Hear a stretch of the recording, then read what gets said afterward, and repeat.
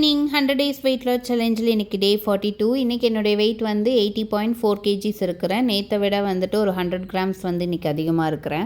Empty ஸ்டொமக்கில் ஒரு 1/2 litre warm water வந்து குடிச்சிட்டு 7 o'clock வந்துட்டு ஓவர் நைட் சொக் பண்ண பாதாமும் பிளாக் கிரேப்ஸை வந்து எடுத்துக்கிட்டேன். பிரேக்ஃபாஸ்ட்டு 9 o'clock வந்துட்டு தோசை தான் வந்து சாப்பிட்டேன்.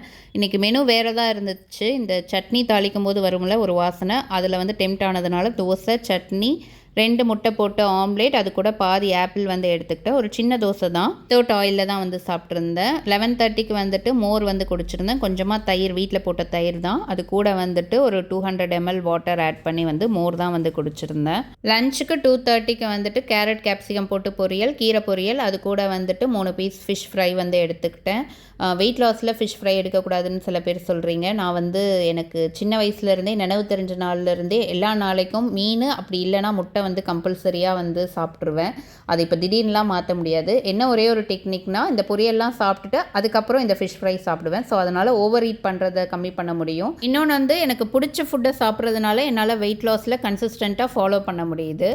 ஈவினிங் வந்து 6:30க்கு வந்துட்டு வெள்ளை கொண்டக்கடலையும் அது கூட ஸ்வீட் கார்னும் வேக வச்சு சாப்பிட்டேன். இன்றைக்கி டே அவ்வளோதான். நாளைக்கு பார்க்கலாம்.